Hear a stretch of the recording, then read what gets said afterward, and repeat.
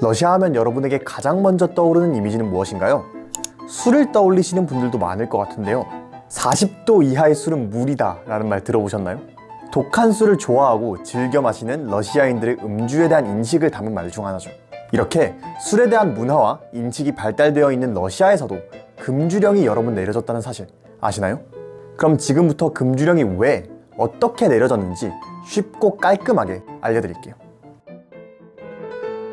1914년 여름, 당시 차르였던 니콜라이 2세는 음주로 인해 발생하는 다양한 사회 문제를 해결하고자 러시아 전역에 보드카를 비롯한 주류의 생산과 판매를 금지하는 명령을 내렸습니다. 처음에는 군 동원령 기간에만 일시적으로 실시할 예정이었으나 판매 금지 조치를 전쟁이 끝날 때까지 연장하는 등 금주 정책은 성공적인 군 동원 이후에도 계속되었죠. 러시아에서는 1894년에서 1913년까지 매년 평균 국가 재정 수입의 25%가 알코올 음료와 관련되었을 만큼 음주 문화가 대중들의 일상생활에 깊이 관여하고 있었습니다. 그렇기에 광범위한 음주 정책은 러시아 사회의 다양한 측면에 크게 영향을 미칠 수밖에 없었죠.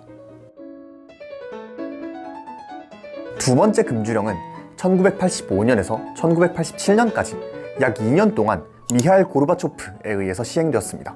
1985년 고르바초프가 서기장으로 취임하고 나서 보니 이거 문제가 심각한데요?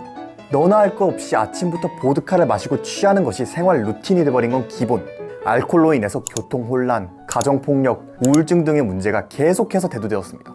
매일 술에 취해서 쓰러져 있는 사람들을 치우는 것이 일상이 되어버리니 고르바초프에게는 당시 음주 문화가 눈엣 가시가 될 수밖에 없었죠. 알코올 중독으로 인한 평균 수명 상승 적체 현상을 해소하고 술을 만드는 데 쓰이는 곡물을 줄여 소련의 식량 문제도 해결하고 또 의료 비용도 줄여 정부 예산을 아끼기 위해 고르바초프는 금주령을 시행하게 됩니다. 고르바초프는 제정신이 정상이라는 슬로건을 바탕으로 급진적인 반알코올 운동을 시행하게 됩니다. 알코올을 금지하는 법률을 제정하고 와인과 양주를 비롯해 주류를 판매하는 매장의 규모를 축소시켜 공식적으로 금주 운동을 하도록 의무화했습니다. 오후 2시 이전에 레스토랑에서 술을 마시지 못하게 했으며 와인과 양주의 가격을 엄청나게 올려버리기도 했죠. 그 외에도 와인을 만드는 포도밭도 다 밀어버리고 보드카를 만들던 공장을 음료수 공장으로 바꾸었다고 합니다. 초기에는 그 효과가 굉장했습니다. 합법적 주류 소비가 60%나 감소했고 전체적인 사망률이 비슷한 폭으로 감소했으며 잇따라 평균 수명이 증가하고 범죄율도 함께 감소했다고 합니다. 하지만 레닌 시절에 알코올 중독 문제를 줄이겠다고 민간에서의 보드카 제조를 금했다가 오히려 밀주가 성행하는 바람에 보드카 민간 제조 금지법이 철폐되었듯 고르바초프가 금주령을 시행한 뒤 사마곤으로 불리는 밀주가 성행하는 문제점 역시 발생했습니다. 이 상황을 유심히 지켜보던 이들이 있었는데요. 바로 소련 마피아였습니다. 그들은 사마곤을 제조하는 것을 공장화하면 돈이 될 것이라 생각했습니다. 아니나 다를까 마피아가 소련 바닥에서 활개를 치면서 소련에서 대밀주 시대가 열려버렸죠. 여담으로 이때 설탕 부족 현상이 갑자기 일어나기도 했는데요. 설탕을 많이 넣으면 넣을수록 알코올 도수가 올라가기 때문에 알코올 도수를 올리려고 애주가들이 설탕을 구하는 경우가 많았기 때문이었습니다. 그래서 사탕 생산에도 큰 차질이 빚어져서 한동안 아이들이 먹을 사탕과 간식을 만들지 못하는 일이 발생하기도 했죠. 기대했던 예산 절감도 주세 감소로 인해서 있으나 마나한 효과가 돼버리고 말았고 다시 술과 관련된 범죄, 자살 등의 사회적 문제가 급증했으며 정부에서 밀주 단속을 위해 꾸린 단속경찰로 인해 대규모로 행정력이 소모되었습니다. 정부의 단속으로 인해 다시 술을 구하기가 힘들어진 사람들은 기상천외한 방법을 사용하기 시작합니다. 산업용 알코올, 향수, 화장수, 오일로션, 광택제, 살충제, 접착제, 신발 크림을 통해 알코올을 섭취하고자 하죠. 실제로 이런 방법으로 알코올을 섭취하면서 눈이 머는 등의 부작용을 겪거나 죽는 일이 일상 다반사였다고 합니다. 러시아 사람들의 알코올에 대한 열망이 어느 정도였는지 감이 오시나요? 결국 고르바초프도 버티지 못하고 1980년대 말에 금주령이 철회되었습니다. 그 이후에 러시아 연방 초대 대통령에 오른 보리스 옐친은 대중들로부터 반대급부적 인기를 얻기 위해 정부 주도로 보드카 반값 세일 행사를 개최했습니다. 이에 보드카 판매, 소비에 대한 제한까지 모두 풀리며 정신을 잃을 정도로 포금을 하는 것이 유행이 돼버리자 사망률 역시 폭발적으로 높아졌습니다. 고르바초프 정권 시절에 비해 청년층 사망률이 2배 가까이 높아졌죠. 2020년 남성 평균 수명은 67.6세로 러시아가 한참 막장을 달리던 시기보다는 개선되었지만 여전히 러시아가 세계에서 차지하고 있는 위상이나 전반적인 소득 수준에 비하면 월등히 낮다는 것은 변함이 없습니다. 참 아이러니하죠.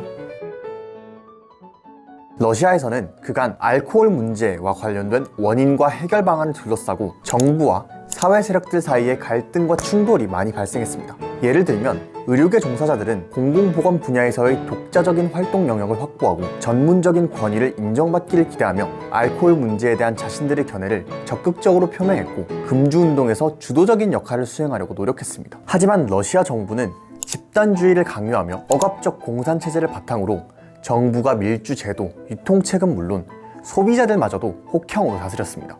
정부는 시민들의 자율적 참여와 활동을 용납하기는커녕 불신과 통제, 나아가 탄압으로 대응했습니다. 그렇기에 전제정 체제 또는 자본주의가 대중들의 빈곤을 낳고 시민적 자유를 억압함에 따라 알코올 중독의 주된 원인을 제공하고 있다는 급진적인 주장이 제기되기도 했습니다.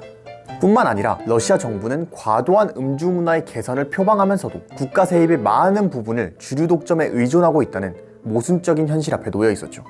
역사 속 실패에서 보았듯 음주 문제는 단순히 기후나 풍토에 의해 규정되거나 고유한 전통 문화에 포함되는 불변의 생활 습관이 아니라는 점을 인정해야 합니다. 음주는 경제적 이해관계는 물론이고 종교, 사회 계층 간의 가치 충돌, 정치적 권력 투쟁, 문화, 삶의 양식, 행정력의 수준 등 복잡한 관계에서 형성되고 변화했습니다. 러시아에서 행해진 계몽적 성격의 금주운동은 대중들의 음주 문화를 이해하고 수용하려는 노력이 부재한 상태로 전개되었기 때문에 큰 호응을 얻거나 의미 있는 성과를 낳기는 어려웠다고 생각합니다. 니콜라이 그리고 고르바초프 모두 그저 자신의 이데올로기에 부합하는 음주 문화를 만들어 대중과 시민들에게 강요하려 했기에 정책의 효과가 제대로 발현되지 못했음을 알 수 있습니다. 흥미로운 건 일방적인 금주령이 긍정적인 효과를 불러온 사례가 있는데요. 그건 바로 다름 아닌 우리나라였었습니다. 박정희 전 대통령은 6.25 전쟁에 따라 경제가 세계 최악 수준으로 떨어지자 주세법을 개정하고 알곡으로 술을 빚는 모든 행위를 금지시켰죠. 막걸리, 증류식 소주 유통이 막힌 상황에서도 한국인들은 우리 아들, 딸만큼은 배불리 먹고 살게 만들자 라는 마음으로 금주법을 이해하고 이에 동참했습니다. 그래서 오늘날까지 희석식 소주가 전통주 대신 우리의 술잔을 채워온 것이라고 합니다. 이렇게 술에 깊은 애정이 있는 러시아에서도 몇 번의 금주령이 내려졌다는 사실 놀랍지 않나요? 제도와 법을 만들 때는 항상 신중하게 많은 여건을 고려해서 결정해야 한다는 점을 알 수 있었습니다. 과도한 음주는 건강에 해롭습니다. 모두 적당한 음주로 즐거운 생활 하시길. 감사합니다.